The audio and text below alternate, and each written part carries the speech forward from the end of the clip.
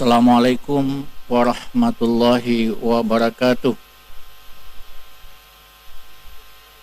Alhamdulillah, alhamdulillahil qail, uballighukum risalati rabbi wa ana lakum nasihun amin.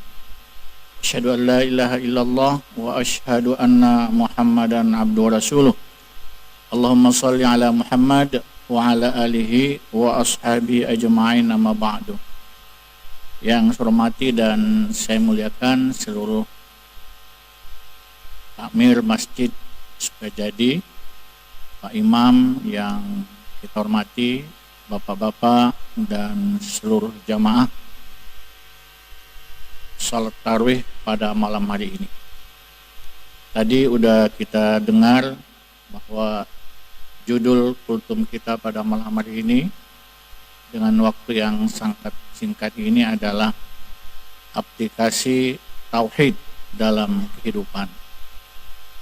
Bapak-bapak dan saudaraku yang dirahmati Allah, ayat Al-Quran yang cukup relevan dengan judul ini adalah pada surat Al-A'raf ayat 172,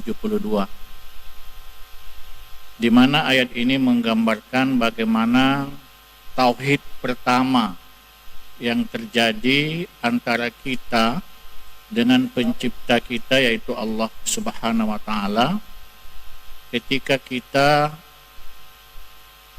belum lahir ke dunia, bahkan ketika kita akan ditiupkan roh oleh Allah Subhanahu wa Ta'ala. Ayat itu berbunyi, a'udzubillahi minasyaitonirrajim, wa iz akhaza rabbuka min bani adama min zuhurihim zurriyatahum wa ashhaduhum ala anfusihim alastu birabbikum qalu bala syahidna. Yang artinya bahwa dan ingatlah ketika Tuhanmu mengeluarkan keturunan Adam dari sulbi. Dari sulbi artinya dari sulbi laki-laki. Dan Allah mengambil kesaksian terhadap jiwa mereka seraya berfirman, bukankah aku ini Tuhanmu, kata Allah Subhanahu wa Ta'ala. Maka mereka menjawab, betul, engkau adalah Tuhanku. Jamaah yang dirahmati Allah, peristiwa ini terjadi ketika orang tua kita atau ayah kita akan mengeluarkan air dari sulbinya kepada ibu kita, dan ketika itulah sebelum ditiupkan roh, Allah memanggil jiwa, belum roh, memanggil jiwa. Apakah atau bukankah aku ini Tuhanmu, kata Allah? Maka jiwa tersebut menjawab, iya, engkaulah Tuhanku. Nah, inilah sebenarnya tauhid pertama, kesaksian pertama yang kita lakukan ketika kita belum ditiupkan roh. Oleh karena itu dalam tafsir-tafsir baik At-Tabari, Ibnu Katsir dan lain sebagainya lebih lanjut menjelaskan bahwa Allah akan mengirim rasul untuk menyampaikan persaksian yang telah kita lakukan kepada Allah Subhanahu wa Ta'ala tersebut. Oleh karena itu pula, maka pada satu ayat Allah berfirman, a'udzubillahi minasyaitonirrajim, wa ma kunna mu'azzibin hatta nab'atsa rasula. Kami, kata Allah, tidak akan mengazab hamba-hamba sehingga kami mengutus rasul. Karena persaksian kita yang kita sebut pada ayat 172 Araf tadi itu akan dilanjutkan dengan Allah mengirim rasul-rasul untuk mengingatkan kembali bahwa kita telah melakukan persaksian syahadat kepada Allah ketika kita akan ditiupkan roh di dalam rahim ibu kita tentunya. Bapak dan saudaraku yang rahmati Allah, sebelum ditiupkan roh, di sanalah ditentukan berapa umur kita, berapa harta kita, dan seterusnya akan ditentukan. Ketika kita sudah sepakat, maka akan ditiupkanlah roh kepada janin atau yang bakal menjadi bayi tersebut. Bapak dan saudara yang dirahmati Allah, oleh karena itu maka aplikasi, kalau kita mau menyebut sebuah aplikasi tauhid dalam kehidupan kita, yang pertama adalah aplikasi pendidikan. Kenapa? Karena ketika kita masih dalam rahim ibu kita, sesungguhnya kita ini adalah fitrah. Fitrah itu disebutkan oleh ahli tafsir dan lain sebagainya, itu adalah Islam. Oleh karena itu ada sahabat yang bertanya kepada Nabi, wahai Rasul, kenapa masih ada orang yang bukan Islam? Padahal kita dinyatakan di dalam Al-Quran tadi sudah bersyahadat ketika kita akan dilahirkan. Kemudian kok masih ada yang di luar daripada fitrah ini, di luar pada Islam? Maka waktu itulah Nabi menjawab dengan sebuah sabdanya, kullu mauludin yuladu al fitrah fa abahu yuhawidani yunassirani au majlisani. Setiap anak yang dilahirkan itu adalah dalam keadaan fitrah. Pada ahli tafsir mengatakan fitrah itu adalah Islam, bukan tanpa ada sesuatu. Fitrah itu suci ya, tapi bukan suci dalam arti tanpa ada sesuatu, tapi fitrah adalah Islam. Nah, oleh karena itu kata Nabi, semua anak yang lahir sesuai dengan syahadat yang kita sebut tadi, dia akan lahir sebagai seorang yang fitrah, yaitu Islam. Tetapi kemudian ayahnya lah, orang tuanya lah yang akan menjadikannya Yahudi, Nasrani atau Majusi. Melalui apa? Tentu melalui pendidikan. Oleh karena itu aplikasi tauhid yang pertama adalah melalui pendidikan. Kita lihat, begitu anak lahir kita disuruh azankan syahadat, kita lantunkan di telinga anak yang baru lahir. Ini adalah kelanjutan dari bagaimana fitrah syahadat yang ada, yang sudah kita laksanakan awal itu terus berlanjut.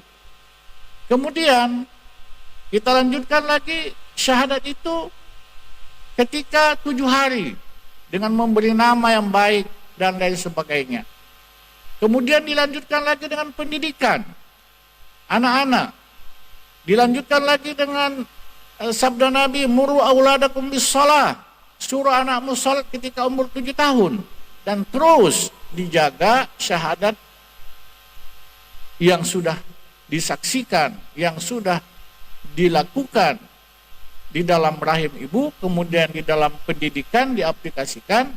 Apabila ini dapat dilaksanakan, maka syahadat tersebut akan dapat langgeng dan terus. Apabila tidak, maka itulah yang kata Nabi, bahwa orang tuanya yang akan membawa dia kepada selainnya, yaitu Yahudi, Nasrani, dan Majusi.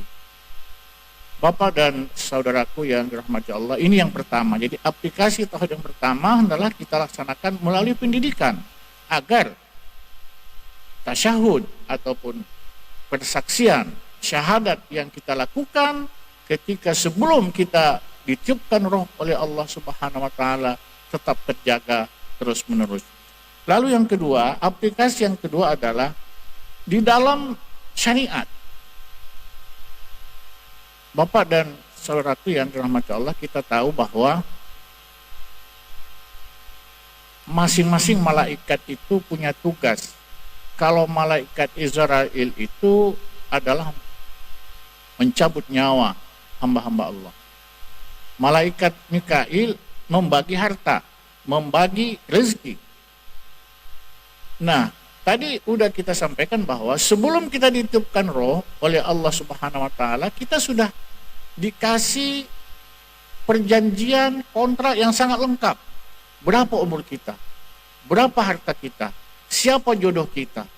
Di mana kita akan lahir? Di mana kita akan mati dan lain sebagainya.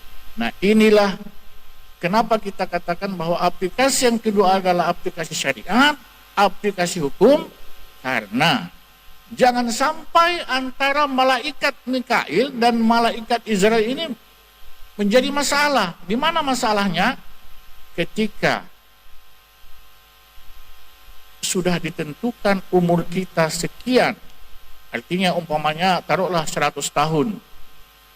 Di sisi lain kita sudah ditentukan oleh Allah melalui malaikat Mikail, kita akan punya harta sebanyak 2 triliun. Katakan umpamanya. Tetapi dalam aplikasi kita hidup sehari-hari, kita mengambil harta yang tidak benar.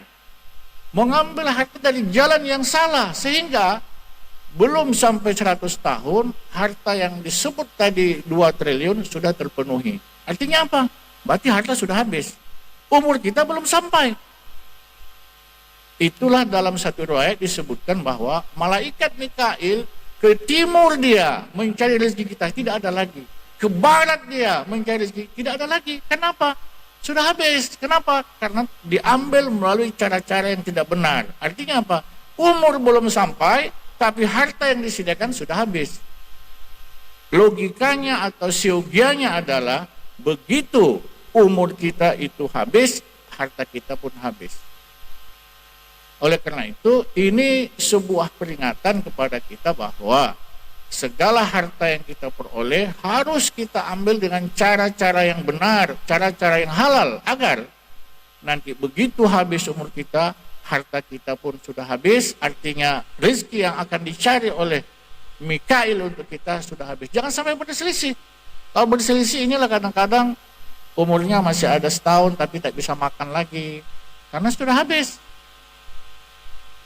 Oleh karena itu, ini peringatan bagi kita bahwa harta yang kita cari, rezeki yang kita cari harus benar-benar direkomendasikan, dihalalkan, dan betul-betul baik untuk kita. Baik, Bapak dan Saudara yang dirahmati Allah, terakhir adalah aplikasi syahadat. Kenapa? Karena syahadat ini dalam bangunan Islam adalah yang paling pertama. Ketika Nabi mengatakan bunyal Islamu ala khamsin syahadatan alla ilaha illallah. Islam itu dibangun atas 5, dan yang pertama itu syahadat. Kalau masjid kita ini dibangun juga 5. Yang pertama ada lahan, yang kedua ada tiang, yang keempat ada dinding, yang kelima ada atap, dan yang kelima ada aksesoris. Maka dalam Islam itu syahadat yang pertama. Jadi lahan Islam untuk membangun Islam itu harus syahadat. Tanpa syahadat tidak bisa dibangun Islam. Oleh karena itu kalau kita lihat orang yang masuk Islam, dia harus syahadat dulu. Karena dengan syahadat itulah membangun Islam. Oleh karena itu, melalui implementasi syahadat ini, aplikasi tauhid kita mantapkan. Artinya apa? Dalam kehidupan kita ini, semuanya harus bermuara kepada ridha Allah Subhanahu wa taala. Kita mencari rezeki, la ilaha illallah. Intinya di situ syahadat. Kita berbuat sesuatu karena Allah, syahadat. Itulah aplikasi tauhid yang sebenarnya. Jadi kita tidak melakukan sesuatu karena yang lainnya, tapi karena tauhid kita, karena syahadat kita kepada Allah Subhanahu wa taala. Jadi kata Nabi dalam sebuah sabdanya, la ilaha illallah miftahul jannah.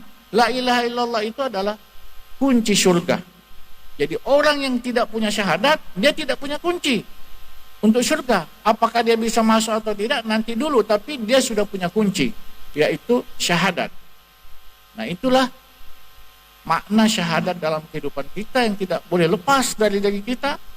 Kemanapun syahadat itu kita bawa, artinya semua karena Allah, semua atas nama Allah, dan kita berbuat karena Allah Subhanahu wa taala. Saya kira itu Bapak dan Saudara yang dirahmati Allah. Mari kita coba aplikasikan dalam pendidikan anak-anak kita, dalam kehidupan kita, syariat kita, dan di dalam kita melaksanakan syahadat di keseharian kita. Mohon maaf dan terima kasih. Assalamualaikum warahmatullahi wabarakatuh.